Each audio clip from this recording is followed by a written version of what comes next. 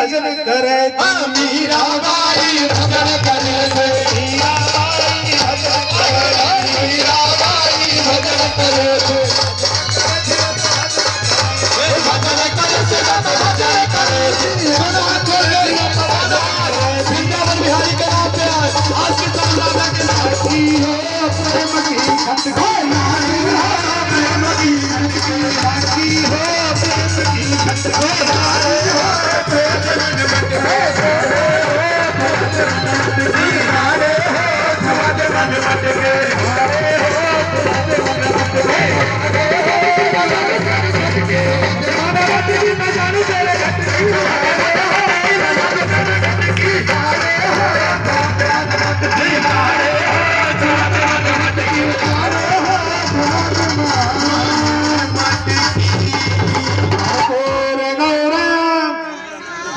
एक मिनट रुक जाओ, पंडित जी कुछ कहना चाहते हैं बहुत देर से। बोलिए श्री वृंदावन बिहारी लाल हेलो हेलो बोलिए श्री वृंदावन बिहारी लाल की, बोलिए गुरुदेव भगवान के, अखंड मंगलाकार व्याप्त जय निचराचरम तत्पदं दर्शतमेन तस्मै श्री गुरुवे नमः। वृंदावन बिहारी लाल की नमः।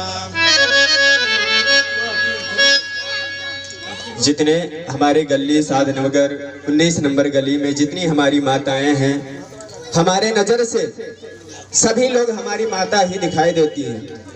हमारी नजर से सभी लोग हमारी ही माता दिखाई देती हैं। जिन्होंने एक माता होती है जो जन्म देने के बाद में अपने बालक को 16 साल तक घर पे विराजमान करने के बावजूद में उसके बाद में दूसरी माँ होती है जो अपना मार्ग दिखाती है वही बालक को। क्या बात है शास्त्री?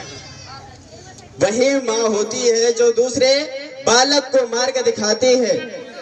तो आज हमने अपनी सभी माताओं से निवेदन है और सभी माताओं का आशीर्वाद से श्रीमद् भागवत कथा प्रांगण कथा में श्रीमद् भागवत कथा बाल व्यास कुरुक्षेत्र से हमारे महाराज जी गुरुदेव पधारे हुए हैं और श्रीमद् भागवत कथा में जितना ज्ञान और सत्संग प्राप्त होता है वो तो धन्य ही हो जाता है। जो मनुष्य श्रीमद् भागवत कथा सप्ताह की श्रीमद् भागवत कथा होती है और 7 दिन में 1 मिनट 1 पल 1 घंटा जो बिता नहीं पाया वो मनुष्य नहीं कहलाया जाएगा। क्योंकि श्रीमद् भागवत में भी लिखा हुआ है कि या मानवा पाप कृतस्तु सर्वदा सदा दुराचारिता विमार्गा क्रोधा अग्नि तग्धा अग्नि कुटिलसा कामना यज्ञो कुलो। जो मनुष्य पाप करता है सदैव पाप करता है, छलिया रहता है और अंदर से जलता रहता है, वो मनुष्य को कभी स्वर्ग की प्राप्ति नहीं होती। स्वर्ग आपके ही पास है, स्वर्ग खोजने की कोई आवश्यकता नहीं पड़ती है क्योंकि स्वर्ग आपके ही चरणों में होता है। जैसे हमारी माँ बाप हैं जिन्होंने हमारे जन्मदाता हैं, जिन्होंने अपने गर्भ से मुझे जन्म दिया और इतने दिन तक पाला और पोषण दोनों की, पालने पोषण करने के बावजूद में हम उनको धक्का मार के बाहर जो निकाल दे तो ये मेरा मनुष्य का कर्तव्य नहीं। ये मेरा मनुष्य का कर्तव्य नहीं है कि बूढ़े और बड़े की आदर ना करें, उनका सम्मान ना करें। ये हमारा धर्म है, सनातन धर्म यही सिखाता है कि सभी जितने बड़े बूढ़े बुजुर्ग में सभी लोगों का आदर और सम्मान और भाव करना चाहिए। 7 दिन तक हमारे साधनगर गली में 19 नंबर गली शिव साईं मंदिर में श्रीमद् भागवत कथा आरंभ हुआ। 7 दिन तक इतना हरियाली थी, इतना हरियाली थी पूछो मत। जैसे लगता था कि कान्हा हमारे स्वयं ही यहाँ पे प्रकट हो गए। अब 7वें दिन आज लास्ट दिन है। लास्ट दिन में आज से कितना दुख की बात है कि श्रीमद् भागवत कथा तो समाप्त हो गई और हमारे गुरुदेव जी महाराज अपने मार्ग को अपना रहे हैं और अपनाने के बाद में चले जाएंगे। लेकिन जितना इनका प्रेम था, जितना इनका ज्ञान था, वो सब हमें लोगों को बांट दिए। जितना ज्ञान था वो हमारी माताओं को बांट दिए और हमारी माताओं के कानों में ऐसा ज्ञान गुंजा दिए हमारे गुरुदेव भगवान कि उनके चरणों में जो स्वर्ग बहता है, उस स्वर्ग का पान करने के लिए हमारा मन उछलता है कि हे गुरुदेव, अपने चरणों में हमें समर्पण कर लो। गुरुदेव तुम्हारे चरणों में अरे स्वर्ग की नदियाँ बहती है। गुरुदेव तुम्हारे चरणों में अरे स्वर्ग की नदियाँ बहती है। गुरुदेव तुम्हारे चरणों में ये स्वर्ग की नदियाँ बहती है।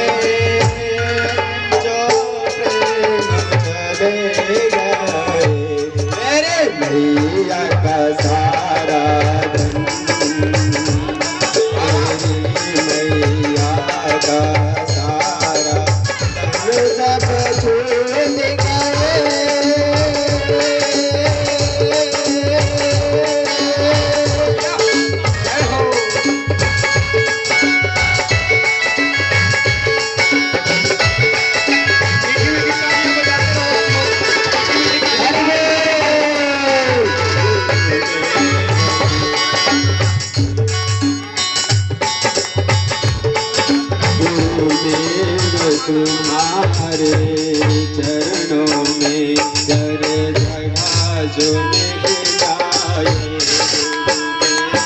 तुम्हारे चरणों में कर जगह जो मिल जाए। बना से आपका, बना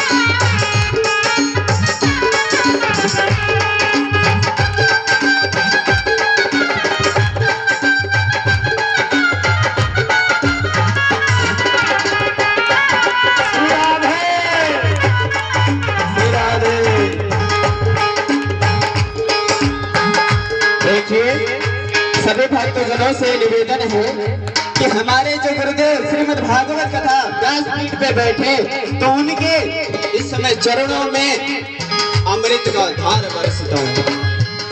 जो गुरुदेव बैठे हुए हैं ये मनुष्य नहीं है, ये भगवान है और भगवान ये स्वयं प्रकट होकर इस श्रीमद् भागवत कथा पे विराजमान हुए।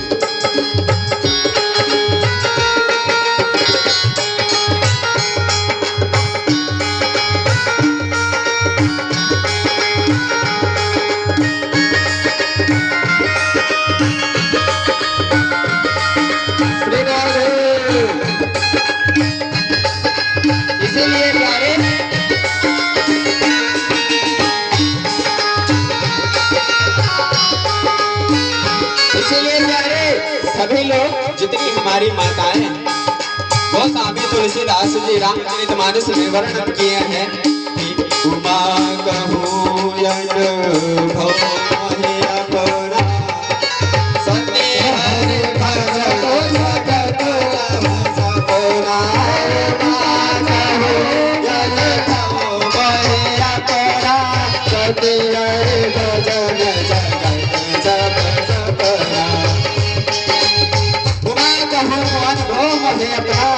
सती हरि भजन जगत सब सपना। प्यारे कितना भी अनुभव करो कि ये सब चीज मेरा है, लेकिन मेरा नहीं, ये तेरा भी नहीं है। ना मेरा है ना तेरा है, किसी का कुछ भी नहीं है। कितना भी अनुभव करते रहो, अनुभव है अपना, सती हरि भजन जगत सब सपना। प्यारे कितना भी अनुभव करते रहो, लेकिन सब तुम्हारा सब सपना है। इसलिए भगवान कहते हैं, एक गरीब था गरीब इंसान जो भगवान की प्रेम बहुत लगाव करते थे, भगवान से प्रेम बहुत लगाव करते थे, और प्रेम करते करते भगवान से प्रेम करते थे। लेकिन ऐसा भगवान ने एक दिन परीक्षा लिया कि हे मनुष्य, तुम इतने दिन तक पूजा करते हो हमारे प्रतिमा को देख देख कर तुम पूजा हमारी करते हो और आराधना करते हो, और मंदिर में आकर अपना दुख का कारण रोते हो। तो सुन, मैं तेरी परीक्षा ले रहा हूँ। तो भगवान की माया से उस जो व्यक्ति था, उसके घर में फल फूल कुछ भी नहीं रह गया। भगवान को समर्पण करने के लिए कुछ भी नहीं रह गया। तब एक दिन जब वो पूजा पाठ करने के लिए जब बैठ गए, आसन ले लिए, आसन विराजमान करने के बाद में जब बैठ गए तो उनको याद आया कि मेरे पास फल नहीं है। भगवान को समर्पण करने के लिए मेरे पास कोई सा फल नहीं है। तो अपने बेटे को उन्होंने 100 रुपये दिया। अपने बेटे को उन्होंने 100 रुपये दिया कि ले पुत्र, तुम जाओ और मार्केट से फल ले आओ। तो पुत्र ने वहां से जब रास्ते से 100 रुपये लिए और जब रास्ते में आए, तब देखो माया भगवान की, हनुमान जी बंदर के रूप में आकर और एक खेल मदारी के पास जाकर और वो ठुमक ठुमक कर नाचने लगे। कैसे? ठुमक ठुमक कर नाचने लगे, और जितने गांव के वासी थे सभी लोग आकर हनुमान जी को ही देखने लगे। सभी लोग जाकर हनुमान जी को ही देखने लगे। वहीं पे वो बालक आया और बंदर का नाच देखते देखते मोहित हो गया। वही बंदर आकर नाच देखते देखते मोहित हो गया, और जो 100 रुपये पिताजी ने दिया था वो भी खेल मदारी को दान कर दिया। वो भी खेल मदारी को दान कर दिया। जब उसके होश आया तो उसने कहा, अरे मेरे पिताजी ने तो मुझे 100 रुपये दिए थे कि जाओ मार्केट से फल ले आओ, और जब मार्केट में गया तो देखा सारी दुकानें ही बंद हो गई। सारी की सारी ही दुकान बंद हो गई। निराश होकर जब वो घर वापस आया तो पिताजी ने कहा, बेटा तूने फल लाया या नहीं? तो बेटा ने जवाब दिया, पिताजी मैंने कोई फल ही नहीं लाया। बोले तो तुम्हें हमने पैसे दिए थे, 100 रुपये जो दिया था वो कहाँ है बेटे? चलो कोई बात नहीं, तुमने फल नहीं लाए, प्लस पैसे तो वापस कर दो।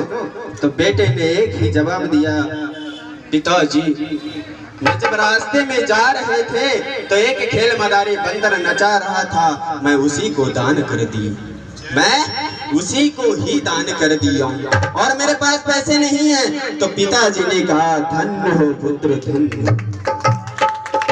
पिताजी ने कहा, धन्य हो पुत्र, और तुम्हारी आयु और बढ़ जाए, तुम सदा सदा ऊपर ही रहो, कभी नीचे नहीं। तो जब ये इतना हुआ तो ये मनुष्य का नहीं हुआ, भगवान ने हमें 100 वर्ष की जीवन दिया है। भगवान ने जीवन दिया है। सभी लोग बोलो, पीछे से और आगे से सभी लोग बोलो, भगवान ने हमें कितने वर्ष की जीवन दिया है? 100 वर्ष की। और किस लिए दिया है? किस लिए दिया है भगवान ने 100 वर्ष का जीवन? कि जाओ पृथ्वी पे फल ही ले आओ, और हमारा मनुष्य का कर्तव्य है कि फल ही लाना पाना। इसीलिए बहुत अच्छा बोलिए।